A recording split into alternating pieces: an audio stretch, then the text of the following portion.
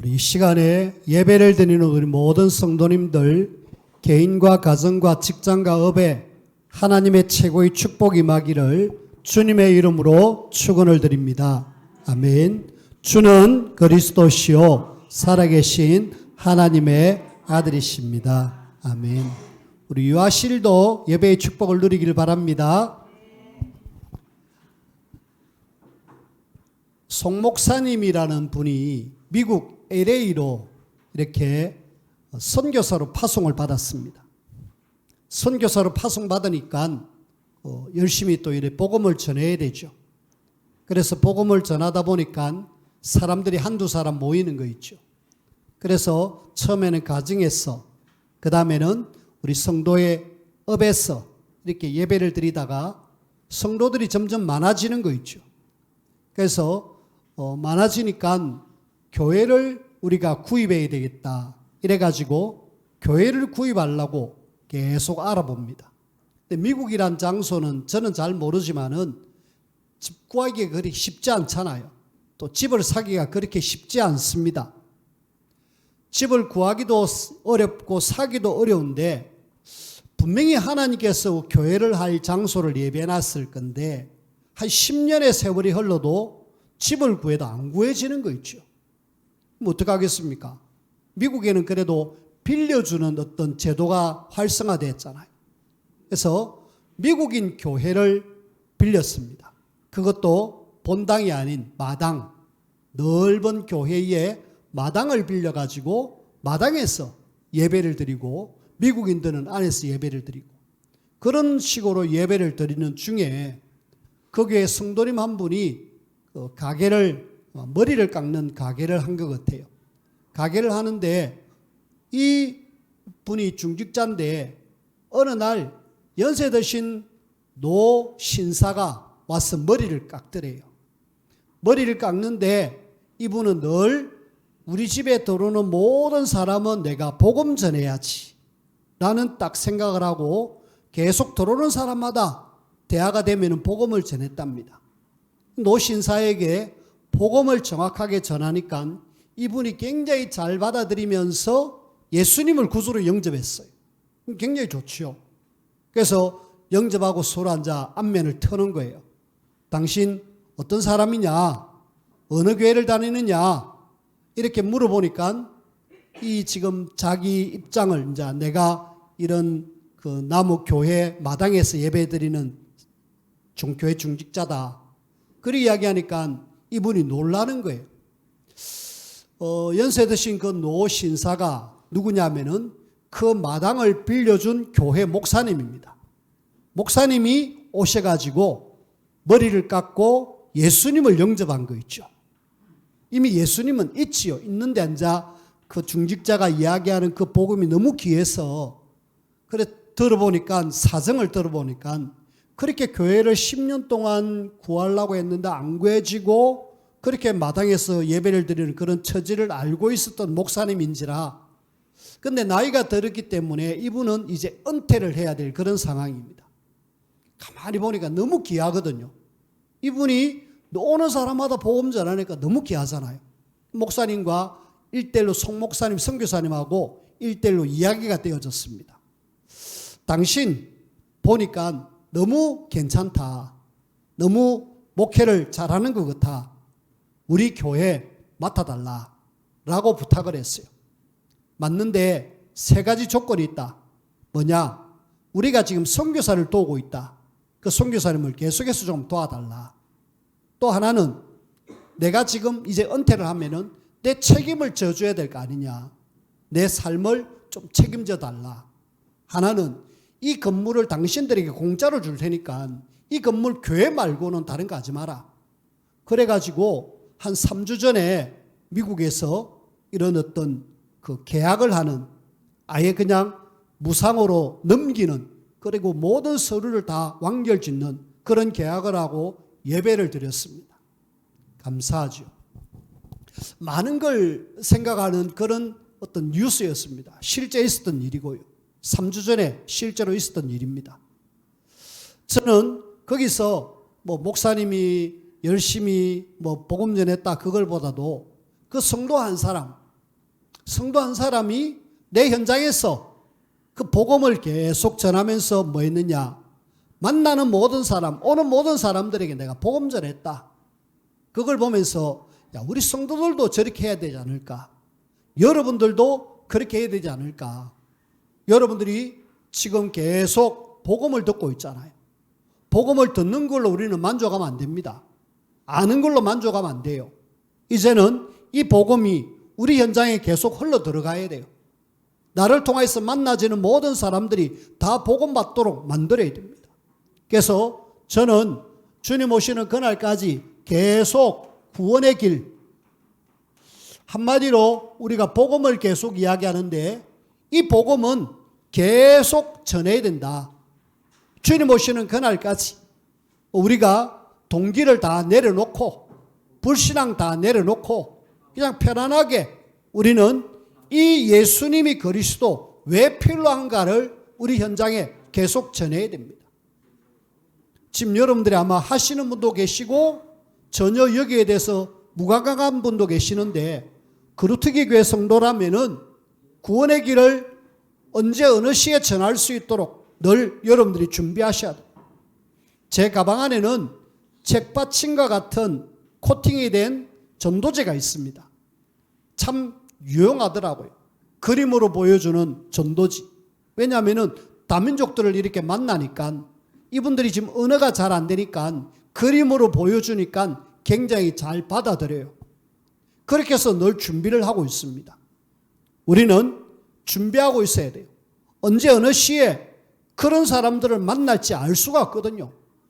하나님이 우리에게 영생 주시기로 예비된 자가 있기 때문에 이 사람들 살려라고 우리에게 이 구원의 길 복음을 알려주셨다 아닙니까?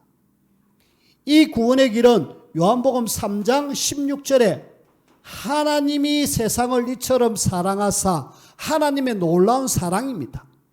저와 여러분들이 사랑을 받았기 때문에 이 사랑을 우리는 이제 전달해 줘야 돼요. 이 놀라운 구원을 위해서 하나님이신 그분이 이 땅에 육신을 입고 오셨잖아요. 우리는 성탄이라 그럽니다. 12월 달 되면은 성탄의 계절로 예수님이 이 땅에 오셔가지고 내 대신에 십자가에 죽으시고 부활하셨습니다. 우리가 절대로 해결하지 못하는 문제를 해결하기 위해서 하나님의 크고 놀라운 사랑으로 이 땅에 오신 그 그리스도를 우리는 전해야 돼요. 이거 전할 때마다 어떻게 되느냐? 고린도전서 9장 14절 내가 살고 모두가 사는 길입니다. 이 땅이 사는 길은 정치가 잘해서 어떻게 한다? 아니요. 이 땅에 지금 어떤 사람이 선한 일을 많이 해서 산다? 아닙니다. 유일하게 예수 그리스도의 비밀이 현장에 증거되어질 때마다 그 현장이 살아납니다. 그래서 우리는 구원의 길은 내가 살고 모든 사람을 살리는 길이다. 그래서 저와 여러분들이 계속 구원의 길, 예수님이 그리스도 이 비밀을 저와 여러분들을 통해서 계속 전달되어지는 그런 축복을 저와 여러분들이 누리길 바랍니다. 파푸아뉴기니에 선교 여행을 가는 목사님들이 비행기를 이래 타고 쭉 가는데 그 성문이 예쁘잖아요. 그 성문 예뻐서 뭐가 아니라 저 사람하고 내하고는 처음이자 마지막이다. 저 사람이 나를 위해서 서비스를 해주는데 내가 저 사람에게 복음을 전해야지. 이래가지고 성문 중에 좀 보니까 뭔가 마음이 괜찮아 보이고 열려 보이는 사람을 한 분 불렀어요. 내가 지금부터 이야기하는 요 이야기를 꼭 잘 들어라 하고 그 비행기 성문에게 이 구원의 길을 이야기했습니다. 근데 왠지 이 성문이 마음의 문을 활짝 열어버렸어요. 마음의 문을 열고 예수님을 영접하고 서로 연락처를 주고받고 그래가지고 비행을 내렸습니다. 내리고 난 뒤에 연락을 해서 연결을 시켜줬어요. 현지의 선교사님하고 연결을 시켜줬는데 이 사람이 은혜를 받고 나니까 내가 이 말씀을 계속 듣고 훈련을 받고 싶다.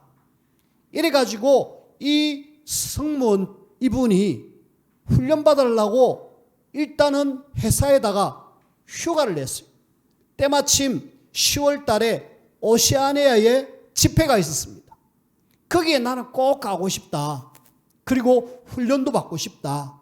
근데 그 시즌이 비행기 시즌 중에 제일 바쁜 시즌이랍니다. 그러니까 휴가 낼래도 낼 수가 없죠. 그래서 몇 번 휴가를 달라고 이야기하니까 안 내주는 거 있죠. 마지막으로 이번에 휴가 안 내주면은 나 회사 그만둔다라는 그런 어떤 마음을 가지고 휴가를 다시 신청했습니다. 근데 웬일입니까? 그때 이 윗사람이 이걸 어떻게 알았는지 일단은 그래 휴가를 줄게. 무려 40일이라는 휴가를 받았습니다. 40일 동안 휴가를 받아가지고 오세아니아 집회에 참석하고 이어지는 훈련 계속 훈련 받아가지고 지금은 어떤 상태가 됐느냐. 내가 이제 복음 때문에 살아야 되겠다. 성문 그만두더라도 나는 이제 전도자로 살아야 되겠다. 자, 우리는 이런 사람이 우리 현장에 없을까요? 있다니까. 그래서 여러분들이 뭐 하셔야 되느냐? 이 구원의 길의 비밀을 여러분들이 누리고 이 비밀을 내 현장 속에 만나지는 사람들에게 전거해 줘라. 그러면은 그 사람도 살고 나도 산다. 교회도 살게 돼 있습니다. 그러면서요, 우리는 이 복음의 비밀을 알고 이걸 우리가 전해야 되잖아요. 전해야 되는데 힘이 있어야 되잖아요. 저와 여러분들이 왜 자꾸 복음 이야기하고 전도 선교 이야기하고 기도를 이야기하느냐? 저는 기도 3집중, 진짜 하나님을 바라보는 기도가 있지 않으면은 힘을 얻을 수가 없어요. 기도 없이는 내 현장 살릴 수 없다. 늘 마음을 먹으셔야 돼. 아, 기도는 하나님이 내게 주시는 어마어마한 원동력이구나. 이 원동력을 얻어가지고 동력을 가지고 우리는 세계복음화 가야 되거든요. 그래서 여러분들이 조금 어렵지만은 아침 시간에 진짜 여러분들이 힘을 얻고 하루를 시작하셔야 돼요. 아침에 대부분 우리 후대들이 깨워야지만 일어나고 겨우겨우 막 이렇게 이야기해야 학교를 가고 직장을 가는 그 정도 수준이 돼서는 안 되죠. 보십시오. 진짜 성공한 사람들은요, 아예 밤새도록 일을 하고도 아침에 일찍 일어나서 운동하러 가고 그러면서 움직입니다. 달라요. 아침 시간 힘을 얻지 않으면은 하루 종일 우리는 절대로 성공할 수가 없습니다. 그리고 우리는 낮에 여러분들이 많은 만남이 있고 또 많은 일들이 있잖아요. 그 모든 걸 뭘로 바꾸어라? 기도로 바꾸어라. 사람 만나든 일이 있든 다 하나님 기도하면서. 그리고 우리는 밤 시간을 그냥 핸드폰 보고 자지 말고요. 핸드폰을 이제 조금 멀리 놔두고 하나님께 집중하면서 호흡하면서 진짜 집중하면서 능력을 얻는 그런 시간으로 여러분들이 만들고 잠을 잔다라면, 안 되면은 그냥 핸드폰 옆에 메시지를 하나 틀어놓고 그냥 주무시면 됩니다. 호흡하면서. 영이 듣습니다. 그러면은 내 영은 확 살아나요. 문제는 아침 시간 늦게 일어나지, 낮에 하나님이 만남을 주셨는데 다 그냥 넘어가지, 저녁에 피곤한 상태로 TV 보다가 핸드폰 보다가 잠을 자지. 그러니까 하루가 성공할 수 없고 늘 불신자에게 끌려가는 그런 사람들. 우리는 그런 수준이 되어서는 안 돼요. 바꿔야 돼요. 복음 가진 하나님의 자녀는 기도하면서 나를 자꾸 세워라. 힘을 얻어라. 그래가지고 우리는 뭐 해라? 237 5천 종교까지 복음 전해야 되잖아요. 우리의 현장이 지금 죽어가고 있습니다. 현장이 지금 알게 모르게 완전히 저주와 재앙과 멸망 상태로 가고 있다니까. 여러분들이 지금 우리 현장 가만히 보면은 계속 문제가 터지잖아요. 계속 정신적으로 육신적으로 어려움을 당한 사람 많이 만나잖아요. 거기에 교회는 지금 무너지고 있고 후대는 이상하게 돼가는 그런 현장을 하나님은 우리 보고 살려라고 이야기합니다. 근데 여기에 하나님이 예비된 사람이 있습니다. 여러분들이 진짜로 복음을 알고 기도한다라면은 이런 예비된 영혼들이 있다니까. 그 속에 오늘 지금 우리 단민족 와가지고 예배드리는 모습을 보십시오. 이 친구들이 한글학교라는 그런 플랫폼으로 와서 한글을 배우고 그러면서 또 일하고 그리고 주일날 또 이렇게 교회 온다라는 쉬운 일이 아니죠. 하나님이 이분들을 예배해놨어요. 하나님이 지금 이 사람들을 237 5천 종족 살려라고 만남을 주셨다. 그렇다면 우리는 우리 현장 속에 이런 다민족 말고도 많은 예비된 사람이 있을 건데 어떻게 해야 되느냐는 거죠. 그래서 우리는 이 사람들에게 복음의 비밀을 전달해 주고 그러면서 우리가 기도로 힘을 얻고 현장에 예비된 사람을 찾는 하나님의 절대망대. 여러분들이 어디에 있어도 흔들리지 않는 우리 개인이, 우리 현장이, 우리 교회가 하나님의 절대망대가 돼가지고 실제로 우리 모두를 살려내는 이 일에 쓰임받기를 주님의 이름으로 축원을 드립니다. 자, 이런 속에 오늘 우리는 제목을 한번 가만히 보십시오. 계속되는 영적 문제. 계속되는 영적 문제. 자, 영적 문제를 우리가 오늘 한번 건드릴 건데요. 자, 먼저 이 지금 영적 문제는 알게 모르게 계속됩니다. 해결이 안 돼요. 계속되고 있는 영적 문제. 영적으로 지금 많은 사람들이 알게 모르게 굉장히 심각하다니까요. 이걸 치유받지 못하면은 결국은 멸망 속으로 갑니다. 멸망으로 갈 거냐 아니면 영적 문제 치유해가지고 이걸 발판 삼아가지고 하나님 앞에 쓰임받을 거냐 둘 중에 하나입니다. 근데 많은 사람들이 치유받지 못하고 이거 영적 문제 때문에 시달리다가 고통받다가 결국은 비참하게 삶을 마감하고 맙니다. 자, 우리 복음하는 여러분들은 영적 문제는 뭐다?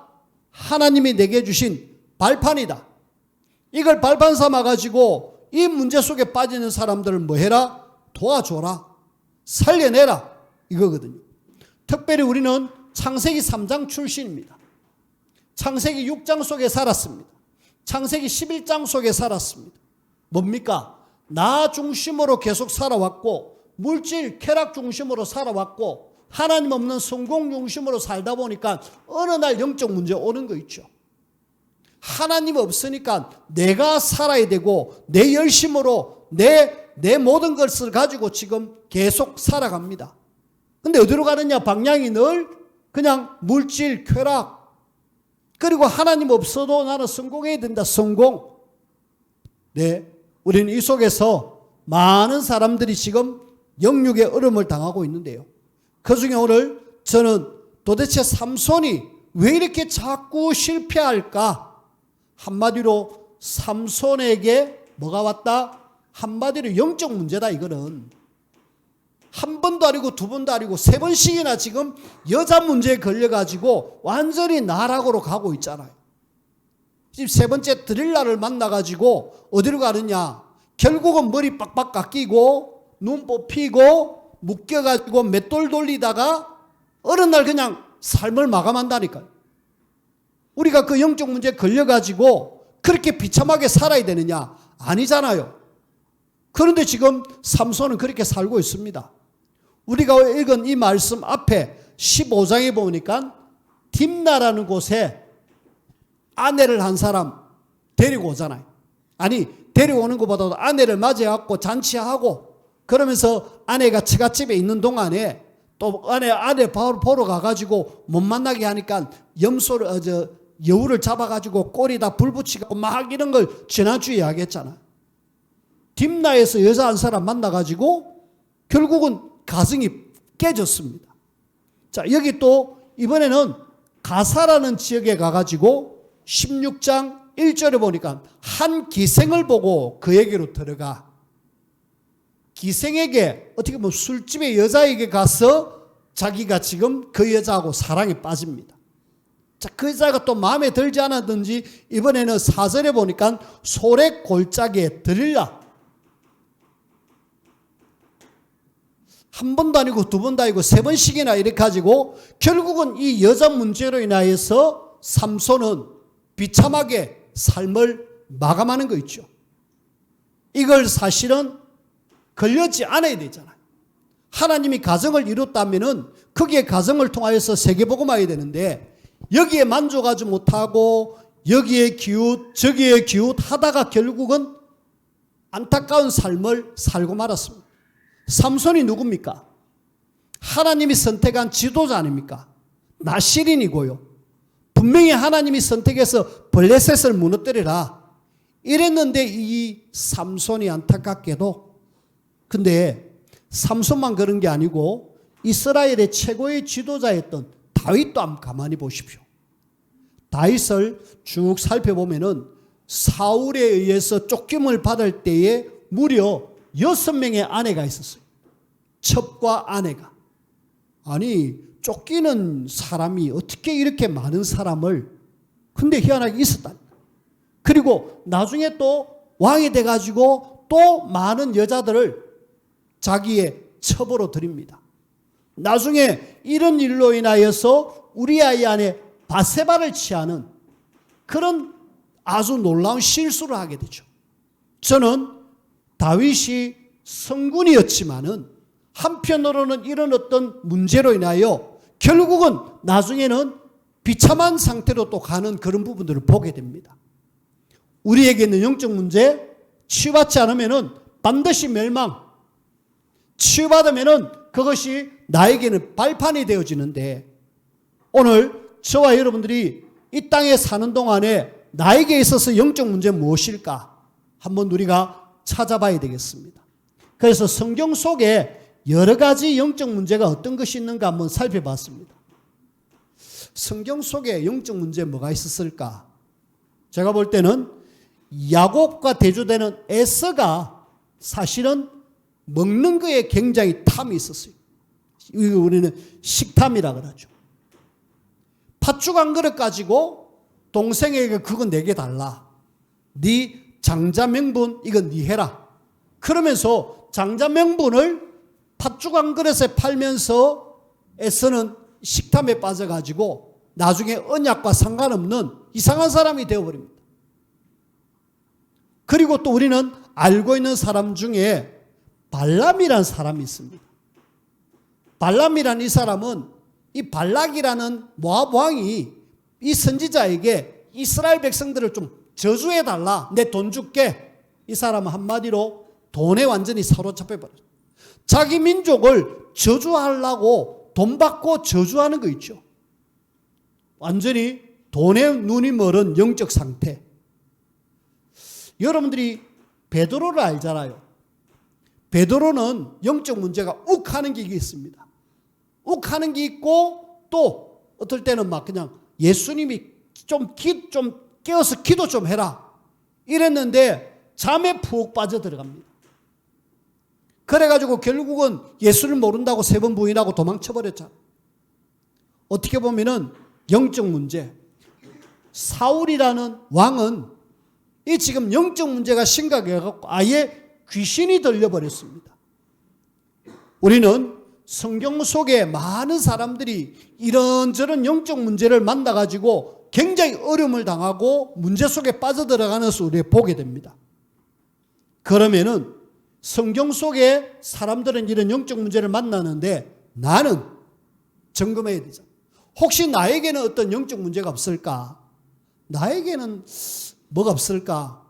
저는 이 설교 준비를 하면서 나는 나 역시도 있습니다. 예쁜 여자를 보면은 눈이 돌아가는데 그쪽으로까지는 안 갑니다. 중요한 거는 그렇게 갈 수밖에 없는 그런 윗대로 내려오는 그런 부분들이 있어요. 그래서 이거 제대로 정신 안 차리면은 결국은 이렇게 되어지겠구나. 삼손처럼. 가난하기 때문에 자라오는 성장이 가난 때문에 이걸 발판 삼아야 되는데 어디에 뭘 보면은 아까워가지고 저거 쓰면 좋겠다라는 늘 생각 속에 사로잡히는 그런 어떤 영적 문제. 지금은 많이 치유되어졌습니다만은 여전히 내 속에 뭐가 있다니까. 그러면은 이걸 우리가 치유받지 못하면은 그것이 사단에 의해서 멸망으로 가는 코스가 되고 치유받으면은 하나님 앞에 쓰임받는 발판이 되어진다. 우리는 뭐 해야 되느냐? 진짜 내 영적 문제가 치유받아가지고 하나님은 우리에게 뭐 하기를 원하느냐 하면은 정인으로 서기를 원합니다. 마약에 심각하게 빠졌던 성목사님 성 목사님이 지금 부산에 지금 마약 사역을 하고 있는데 이분은 마약에 빠져갖고 그렇게 힘들게 감옥에도 들어가고 많이 힘들었어. 본인의 힘으로 안 되는 거 있죠. 근데 뭘 받았느냐? 복음을 받고 기도 속에서 힘을 얻으니까 마약이 자연스럽게 멀어지더래. 그래가지고 마약에서 멀어지니까 지금 마약에 빠진 수없이 많은 사람들 보면서 안타까워하면서 마약 사역하는, 교도소를 다니면서 복음 전하고 마약에 빠진 사람들에게 답을 주고 마약 치유하는 거기에 직접적으로 가서 많은 증인으로서는 그런 부분들을 보게 됩니다. 제가 아는 목사님 중에 한 분이 그래요. 우리에게 분명히 영적 문제는 하나님이 치유하기를 원하셔요. 근데 내가 그 속에 깊이 빠져있다? 멸망. 근데 거기에서 빠져나왔다? 증인. 발판되어집니다. 여러분들이 하나님 앞에 증인으로 서기를 주님의 이름으로 부탁을 드립니다. 자, 두 번째, 우리는 오늘 이 삼손에 대해서 다시 한번 잠깐 이야기합시다. 삼손은 나시린으로 하나님 앞에 부름받았고 너는 구별된 사람이다. 하나님의 말씀을 따라서 이스라엘의 지도자다. 그래서 말씀 굳게 붙잡고 이 말씀을 순종하고 지켜라. 그랬습니다. 자, 하나님의 말씀을 순종하고 지키는 이것이 거의 모든 것인데 안타깝게도 이 삼손은 말씀을 경홀히 여기는 거죠. 그냥 하찮게 여겨버렸습니다. 이 땅의 모든 문제가 어디서 왔느냐? 창세기 3장이 어떤 문제냐면은 아담과 하와가 하나님이 따먹지 말라고 했던 선악과 따먹으면서 이 땅에 문제가 왔잖아요. 문제는 뭐다? 하나님 말씀 놓치면서 문제가 왔습니다. 여러분들은 교회 오면은 반드시 말씀 붙잡는 일에 최선을 다하셔야 돼요. 우리가 식당에서 봉사를 할 수 있습니다. 맞아, 해야 됩니다. 그 다음에 또 찬양으로 이렇게 수용될 수 있습니다. 반주로 또 여러 가지 사역으로 할 수 있습니다. 근데 그거 하면서 말씀 놓쳤다? 실패하는 인생이에요. 왜? 삼손이 그렇게 되잖아요. 우리는 말씀을 생명처럼 잡아라. 잡지 않으면 죽고 잡으면 산다.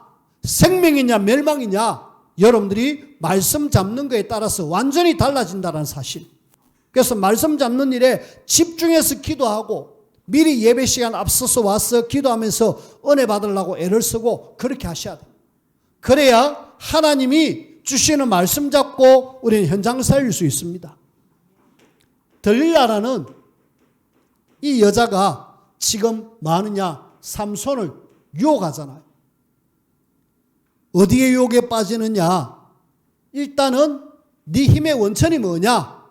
하고 블레셋 사람들이 요구할 때 그 요구를 들어가지고 삼손의 그 힘의 원천을 찾으려고 애를 썼잖아요.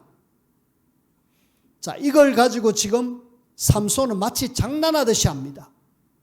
이 어마어마한 나시린의 언약, 머리 깎지 마라, 그리고 시체 만지지 마라, 여자 가까이 하지 마라 하고 뭔가 구별된 하나님의 자녀로 딱 만들어 놨는데 이걸 그냥 경홀히 여기고 장난처럼 여기면서 나시린의 언약, 말씀을 놓치는 거예요. 여자의 유혹에 빠져서 하나님의 말씀을 그냥 아주 하찮게 여기면서 유혹에 빠져버리는 그 삼손의 모습을 보면서 결국은 이 드릴라가 한 3번 계속 이야기하면서 네 힘의 근원이 뭐냐, 어디에 있느냐 하고 막 했는데 안 알려주다가 결국은 막 너무너무 자꾸 하니까 4번째는 내 머리 깎으면은 힘이 다 빠진다 알려줬잖아요. 말씀 놓치게 만들었다, 이 여자 한 사람 때문에. 자, 그러면서 우리는 이 유혹의 결과가, 말씀 놓친 결과가 결국은 완전 실패. 잡히는 거는 두말할 거 없고 눈이 완전히 뽑히고 그 다음에 감옥에 들어가서 맷돌 돌리고 그리고 나중에는 자기는 나중에 머리가 조금 자라고 난 뒤에 그 블레셋 사람들이 어마어마하게 모인 그 광장에 가가지고 조롱거리가 되다가 나중에 기둥을 2개 무너뜨려서 거기에 같이 죽는 그런 결과. 그래서 참 안타깝게도 나시린으로 선택된 사사인데도 불구하고 말씀 놓쳐갖고 이렇게 비참하게. 자, 이런 예가 또 있습니다. 우리는 창세기 19장에 보면은 소돔과 고모라가 멸망받는 상황이에요. 그때에 그 19장 14절에 롯의 사위, 롯이 하나님의 선택을 받아가지고 구원받을 수 있는 축복의 대열에 섰는데 거기서 벗어나 소돔 고모라로 갔잖아요. 그 소돔 고모라가 멸망하는 그 속에 하나님이 건지려고 롯의 사위를 건져내려고 했는데 롯의 사위가 말씀을 뭐로 여겼다? 농담으로 여겼다. 하나님의 말씀을 농담으로 여기면서 결국은 거기에 죽고 마는 거 있죠. 그리고 하나님께서는 뒤돌아보지 마라. 뒤돌아보면은 소금기둥이 된다. 돌아보지 마라. 말씀을 주셨어요. 근데 롯의 아내 23절에서 26절, 19장 23절에서 29절, 롯의 아내가 아이고 내 옛날에 저기 살던 저 소돔 고모라 저 땅에 지금 뭔가 재물이 있고 내 모든 게 다 있는데 은금배물이 다 있는데 뒤로 돌아보다가 소금 기둥이 되버려. 말씀 놓친 롯의 사위, 말씀 놓친 롯의 아내, 결국은 비참한 삶으로 마감하고 말았습니다. 하나에 대해 예를 들어서 누가복음 10장에 보면은 누가복음 10장 38절에서 42절, 여기는 마르다의 집이 나옵니다. 마침 예수님이 이 집에 신방을 갔어요. 가는 길에 신방을 갔는데 이 마르다가 예수님이 온다는 사실을 듣고 얼마나 좋았던지 막 분주합니다. 막 반찬도 하고 밥도 하고 막 청소도 하고 많은 일들을 해요. 근데 자기 동생 마리아는 예수님 앞에 딱 앉아서 말씀 듣는 것에 집중하는 거 있죠. 그래서 마르다가 예수님 저 동생 좀 나와서 좀 도와주라고 해주세요 라고 이야기하니까 네가 지금 많은 일에 바빠 있구나. 많이 바빠. 하지만 하나만 잘해라. 그랬음에도 불구하고 예수님이 마르다를 칭찬하는 거 있죠. 마리아를 칭찬하는 거죠. 왜? 마리아는 좋은 걸 선택했다. 말씀 듣는 일에 집중하는 그 마리아를 예수님은 오히려 칭찬. 예수님을 위해서 준비한 마르다를 칭찬하는 게 아니라 말씀에 집중하는 그 사람을 예수님은 경외를 받다. 우리는 하나님의 말씀을 놓치면 어떻게 되고 하나님이 누구를 보느냐, 누구를 귀하게 보느냐. 그래서 저와 여러분들은 누가 뭐래도 말씀 집중하는 그 일에 정말 마음을 담아라. 독일이 세계 최고의 기술의 나라 아닙니까? 저와 여러분들이 독일에 잘은 모르지만은 1517년에 종교개혁, 루터가 종교개혁을 했다 아닙니까? 루터가 제일 중요한 일을 했는데 그 중에 가장 큰 일이 뭐냐면은 성경을 그 헬라어에서 독일어로 번역하는 일을 했어요. 그래가지고 성경을 모든 사람들이 다 읽도록, 자유롭게 읽도록 만들어버렸습니다. 자, 그때 이후에 독일은 엄청나게 부흥화해집니다. 정치, 경제, 문화, 음악, 세계 최고의 나라가 되어져 버렸어요. 희한하죠. 하나님의 말씀이 전체에 증거되어지고 그러면서 선포되어지니까 그 백성들이, 그 독일 나라 사람들이 말씀의 은혜를 받으니까 이 사람들이 자연스럽게 엘리트로 그러면서 세계를 좌우하는 그런 나라가 되어버렸습니다.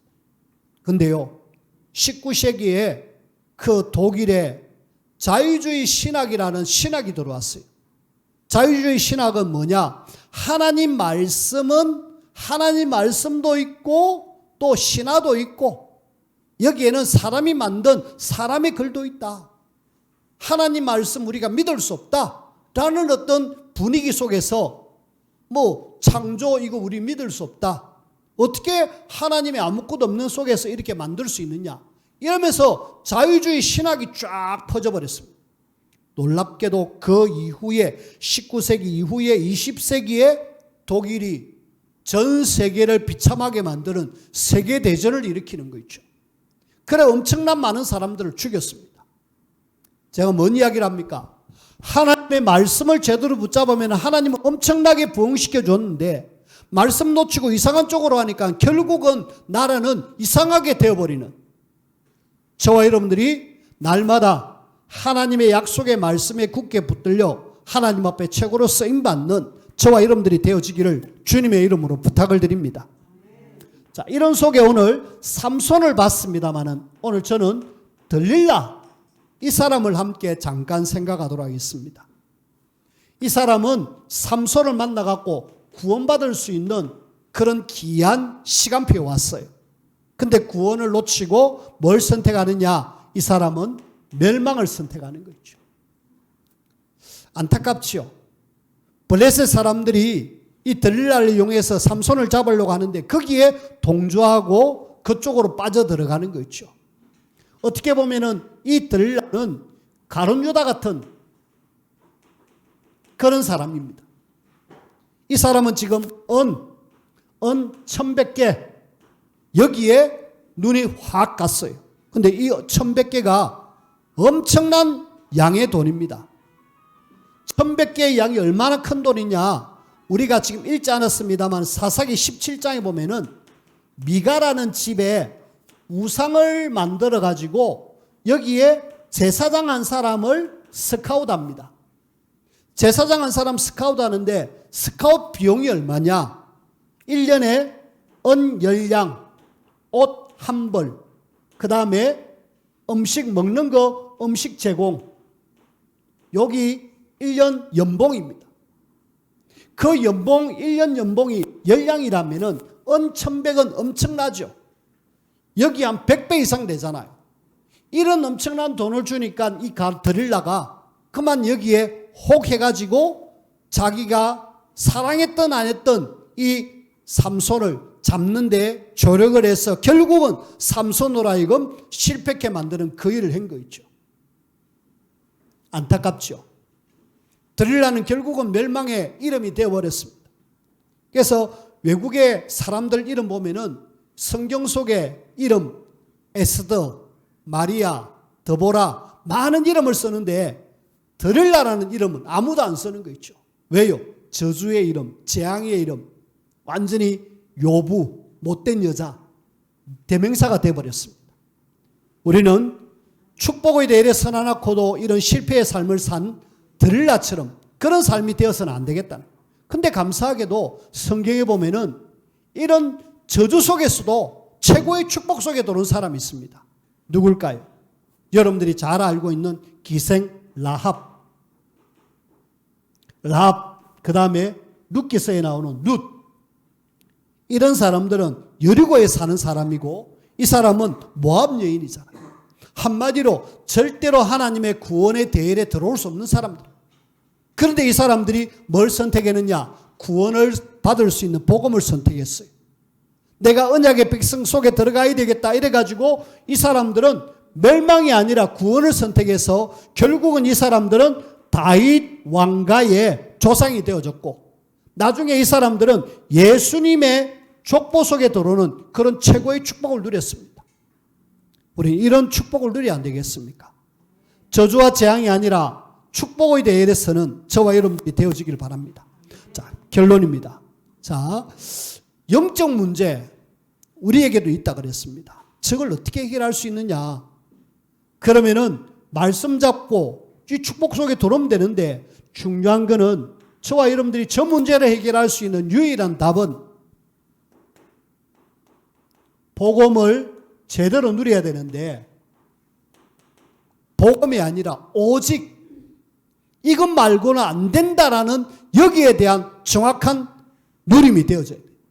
그래서 우리가 구원의 길을 계속 그리면서 그 그리스도를 내게 각인, 뿌리, 체질되면은 나도 모르게 싹 그리스도의 복음이 들어옴으로 내 속에 있는 그 강한 영적 문제가 싹 사라지는 거예요.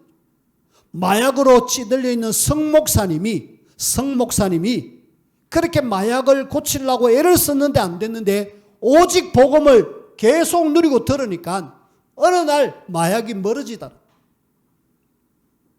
우리는 복음을 계속 누리고 있으면은 그래 결국은 완전히 떠나가는구나.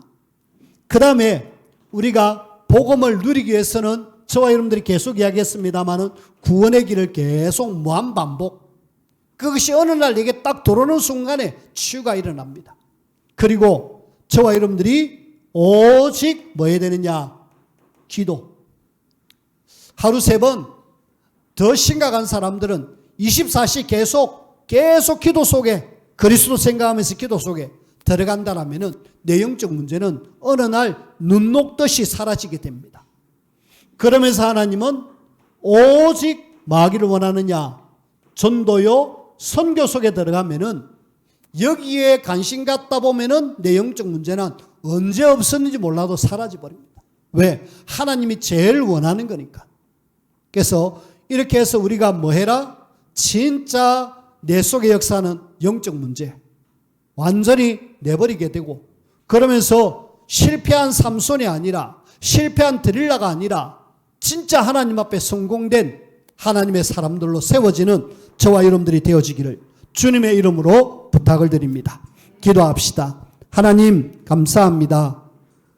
이 땅에 많은 사람들이 알게 모르게 영적으로 문제 속에 빠져서 죽어가고 있는 이때에 우리에게 이 비밀을 알게 하심을 감사합니다. 하지만 우리 속에도 역시 영적으로 심각한 이런 문제 하나님이 치유시켜 주시고 회복시켜 주셔서 증인으로 서기를 원합니다. 이 모든 것이 발판되어지기를 원합니다. 인도하여 주옵소서. 예수님 이름으로 기도하옵나이다. 아멘.